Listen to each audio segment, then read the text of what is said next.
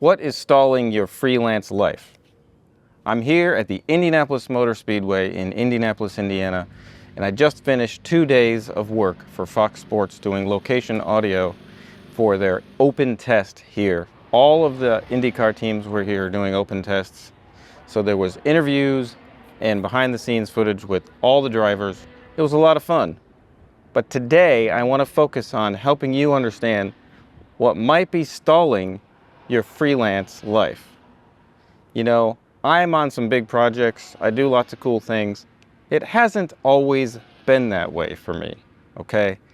I'm 47 years old and I've been in this business for a very long time. And I just want to help you understand from my experience some things that might be roadblocks in you being successful as a freelancer. I think one of the main things that gets in the way of freelance life is a lack of patience. I'm guilty of this just as much as I'm saying that you might be guilty of this. You know, we all expect things to happen quickly. We all expect things to just sort of fall into place. We expect to make a few calls, do a little bit of networking, and boom, we're going to be on jobs. You know, that's just not the way it works. And you just need to be patient. That's one of the main things that you need to be a freelancer at all times. I've been a freelancer on and off for 27 years, and patience is always required. The other thing that leads into is humility. Humility is always required. If you are having trouble with being humble, if you're having trouble with just the idea that you might be too good for certain projects or too good to do certain things, you just need to scratch that, okay? Because one of the things that's in the way of you being successful as a freelancer is probably your ability to think you're too good for certain things. Too good to be a PA, too good to be a runner, too good to just be a grip. You know, the world doesn't just open up and you all of a sudden become a director of photography on a fancy shoot. It just doesn't work that way. So humility and being willing to do things that, you know, maybe you don't think you should do. You know, that's a key, because if you are on a project and you are a PA or you are a runner, a lot of times that can lead to moving up the chain, but again, it requires patience. Another thing that gets in the way of freelance success is a fear of imperfection. You know, we all want to produce work that we're proud of. We all want to produce work that we think is meaningful and high quality and all of the things, right? All the things. But our fear of imperfection stops us from even trying to do things at a basic level. You know, I've heard it said that you have to suck for a while, okay? You have to produce work to learn from. You have to produce work that is just not good before you can produce work that is good, okay?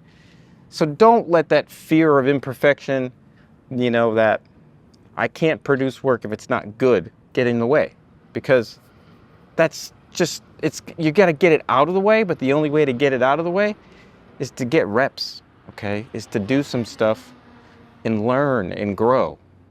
That leads to the next thing, which I honestly feel was really key in my life, and that was wanting to be in charge, okay?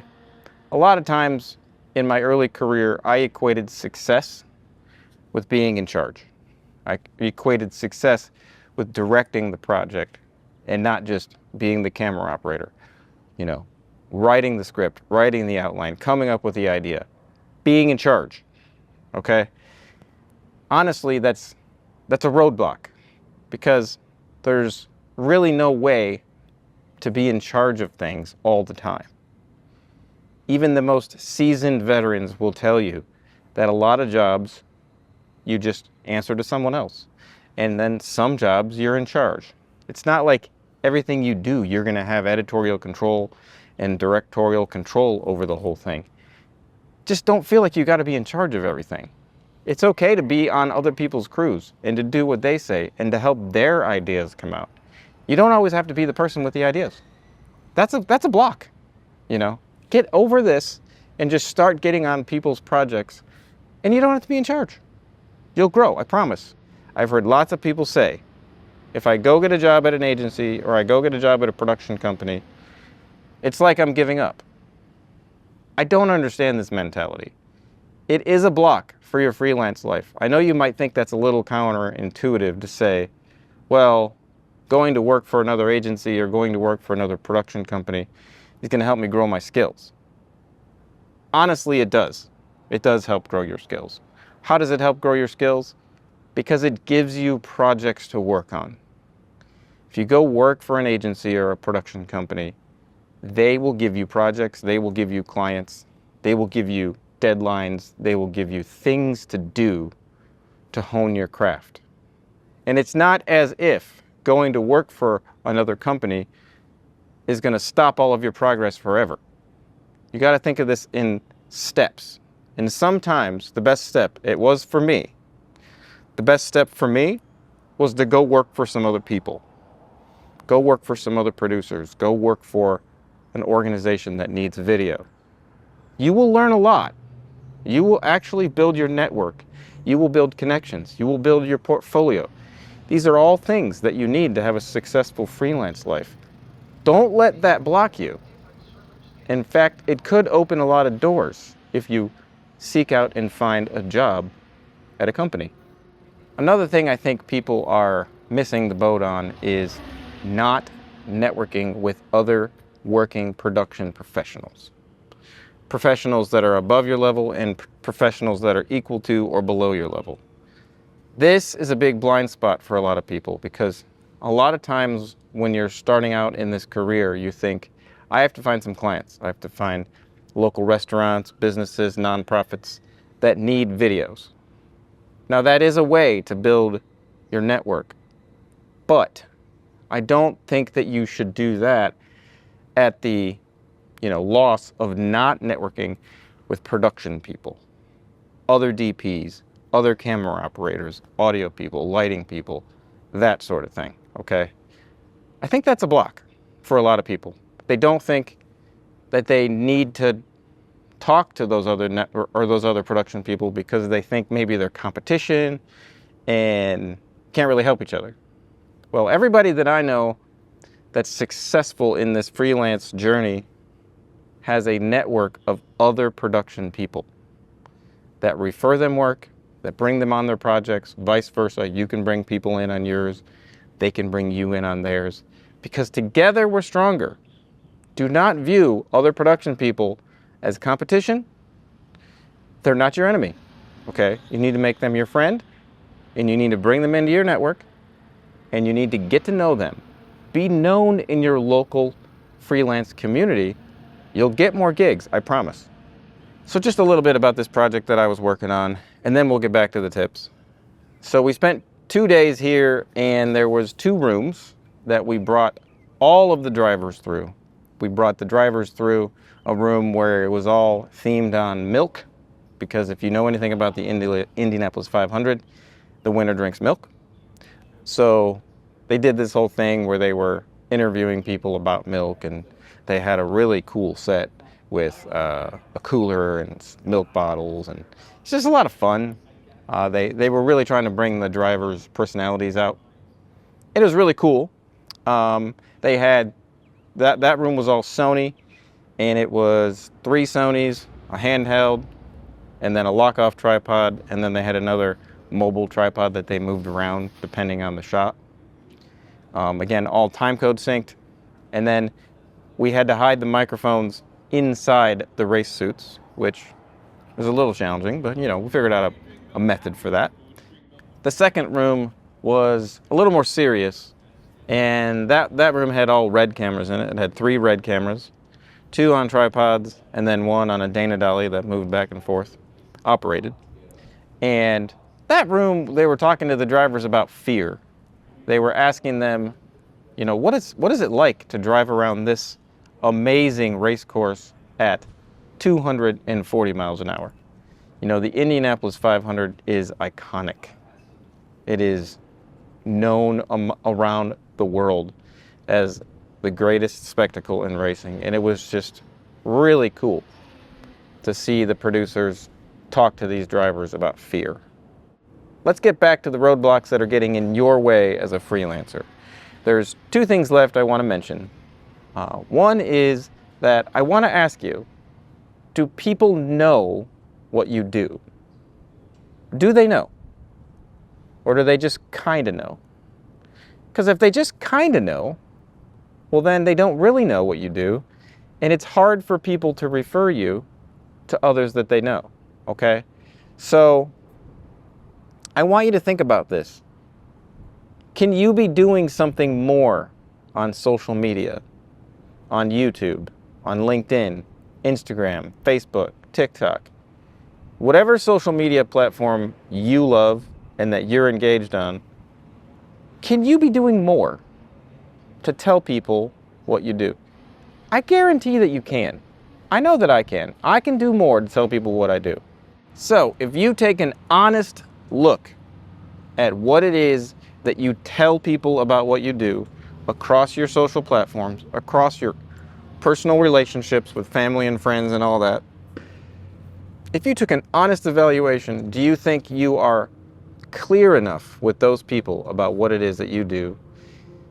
And could they refer you to someone who asks about it? If they happen to be in a conversation and someone's like, hey, do you know someone who can shoot a video, take some pictures, do some audio? Okay? Do they know? Okay? Look at that seriously. Give that a good look and ask that question. It might be a roadblock for you. I'm going to circle this all the way back to IndyCar. I know I've got IndyCar on the brain. I've been down here at the most amazing racetrack in the universe. I love this place. I'll just be honest. This place is awesome. The sound of race cars at this track is something you have to hear in person if you haven't yet, okay? I want to clue you in on something that Alex Palou said in his interview.